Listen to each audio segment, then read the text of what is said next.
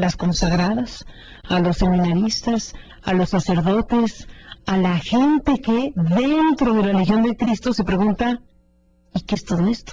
Los que sabían, los que no sabían, los que lo daban por sentado y no lo reconocían públicamente, los que tenían temor de decir, no puede ser que la Legión de Cristo esté soportada y sostenida por la imagen y figura de Marcial Maciel. Esta grabación nos muestra precisamente cómo va tratando de dar algunas respuestas Luis Garza Medina a las personas con las que se encontró en este encuentro que duró 2 horas y media, por lo menos, el vicario de los Legionarios de Cristo.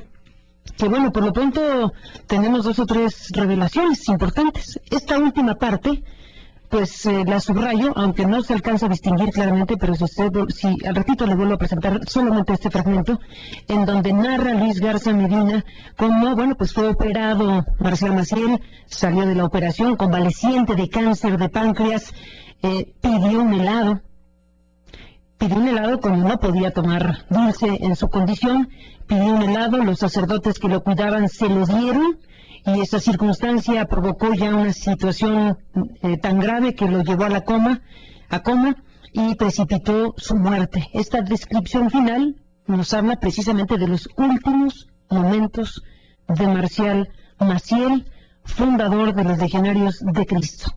Y otra revelación, con la cual me voy a la pausa y regreso con Alberto Atié, a quien le preguntaremos qué opina de todo esto. Le hemos pedido a Alberto Atié, ex sacerdote, que escuche junto con nosotros esta grabación al aire, y después de la pausa le pediremos su opinión. Y me voy subrayando lo que Luis Garza Medina dice en esta conversación, en esta grabación que mostramos. Marcial Maciel no solo murió en esta condición acelerada por haber comido un helado, sino que murió y pidió no ser confesado. Regresamos.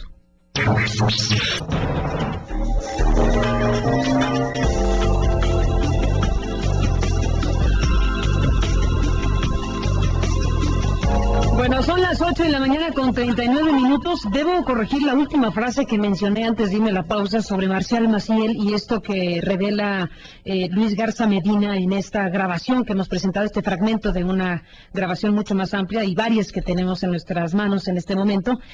La frase con la que me despedí fue no solo que había pedido un helado a los sacerdotes que lo cuidaban y que al haber consumido este helado, pues le generó una situación que finalmente le produjo un estado de coma y esto precipitó su muerte, pero fraseé mal la parte final. Dije que Marcial Maciel no pidió ser confesado. No, lo correcto es que, yo dije pidió no ser confesado. Lo correcto es que no pidió ser confesado, que tiene su diferencia la expresión, y corrijo para no crear una percepción distinta a lo que exactamente se escucha en voz de Luis Garza Medina en esta explicación amplia, estas explicaciones que han estado tratando de dar a lo largo de todos estos meses. Alberto Atié, te agradezco mucho que nos hayas permitido llamarte y que te pedimos escuchar junto con el auditorio este fragmento de grabación de lo que Luis Garza Medina, un poderosísimo hombre de la Legión de Cristo, pues estaba diciendo frente a este grupo de personas, presumimos que son consagradas de la Legión de Cristo, quienes estaban escuchando a Luis Garza Medina. ¿Qué te parece, Alberto, parte de lo que hemos estado escuchando? Hay que decir que Alberto Atié, bueno, pues fue sacerdote de la diócesis de México, de la arquidiócesis de México. Alberto Atié, comento brevemente en lo que enlazamos la llamada porque se nos cortó.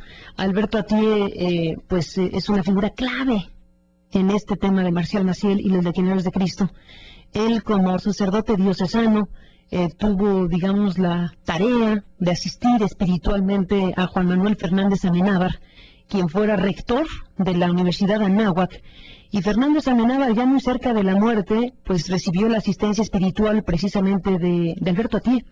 En una única reunión muy poderosa, muy importante, muy fuerte en términos personales, emocionales y religiosos. Bueno, pues escuchó el testimonio que le daba el exrector de la Universidad de Anáhuac a este hombre sacerdote, que ahora ya no lo es, pero lo fue durante mucho tiempo, y que renunció incluso a su propio ministerio sacerdotal, pues al enfrentarse con una institución como la Iglesia Católica que no supo, que no quiso, que no pudo o que no tuvo la capacidad de procesar apropiadamente estas solicitudes de investigación. Atié nunca acusó a Marcial Maciel, Atié le planteó a la Iglesia y llegó hasta Joseph Ratzinger, una carta que Joseph Ratzinger leyó frente al obispo Carlos Talavera, quien había recibido de Alberto Atié esta carta donde le hacía de su conocimiento lo que Fernández Amenábar le había contado en este tremendo testimonio de los abusos a los que les fue sometido por Marcial Maciel. Esa carta donde Atié narraba los hechos contados por Fernández Amenábar llegó a manos de Joseph Ratzinger y quedó ahí para la historia. Alberto, ya estamos contigo en la línea, quedó ahí para la historia esa respuesta que Joseph Ratzinger le daba a el obispo Carlos Talavera de que no podían investigar a Marcial Maciel porque era muy amigo, muy cercano a Juan Pablo II y todo esto que se ha contado y que tú has narrado a lo largo de la historia. Ahora tenemos, Alberto, pues este nuevo elemento de información, esto que nos da la posibilidad de asomarnos en esa ventana que hasta este momento estaba cerrada para el resto de la población y que nos permite oír, con dificultad sí, pero oír lo que gente como Luis Garza Molina está tratando de explicarle a la gente que está dentro de la Legión de Cristo en estos momentos críticos para esta orden religiosa de origen mexicano. Alberto, gracias por estar aquí nuevamente. Muy buenos días y bienvenido. Carmen, muy buenos días y con muchísimo gusto te agradezco que me invites a compartir. Pues mira, yo vería evidentemente varias cosas que considero muy importantes de aportaciones en términos de contenidos, de las formas en las cuales se maneja la información hacia adentro, en este caso hacia las consagradas, ¿verdad? Que es ese mundo que todavía no conocemos muy bien en la forma en la que se ha ido manejando dentro de la congregación. Pero yo vería varias cosas y te resaltaría por lo pronto tal vez tres, con la intención de entrarle a fondo a estas explicaciones del padre Garza. La primera creo que es importante es esta explicación de la sexualidad del padre. Una sexualidad desestructurada, que ni siquiera parece que tenga un fundamento en alguna enfermedad. O sea, no se trata de alguna cosa que se expresara como síntoma de alguna enfermedad, esta personalidad múltiple o alguna otra modalidad, digamos, que explicaría la psicología o la psiquiatría moderna. No, él dice, no tenemos elementos para decir que estuviera enfermo, pero sí podemos decir que tuvo una sexualidad desestructurada. Qué interesante, Carmen, que una congregación tan conservadora y aparentemente tan leal a la doctrina de la Iglesia califica la moral sexual de su fundador como una sexualidad desestructurada, porque en relación a otras sexualidades vividas por personas que han tratado de pertenecer a la religión y que están separados, por ejemplo, o que tienen de alguna forma alguna problemática en la línea de las relaciones, pues resultan unos juicios de valor brutalmente aplicados para no permitirles estar o para sacar a los hijos de la escuela.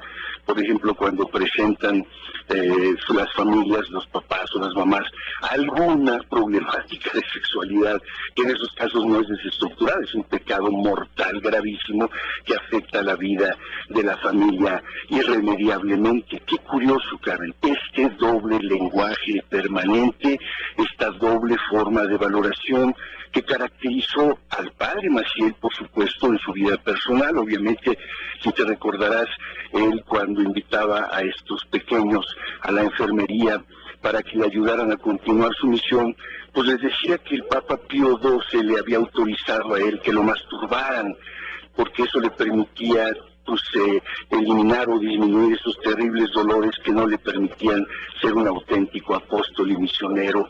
Y luego la absolución, la confesión, la absolución del cómplice y enviarlos a comulgar, Carmen. Toda esta doble lenguaje con un daño brutal a estos niños, que les hacía creer que Dios estaba en esas perversiones.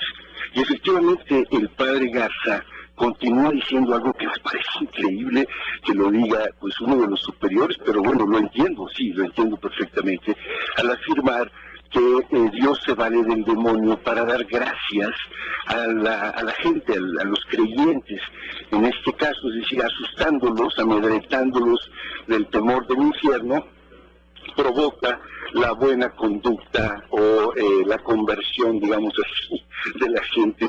Increíble, porque con esto están afirmando que el padre Maciel, una especie de demonio en vida, pues finalmente resultó instrumento de Dios.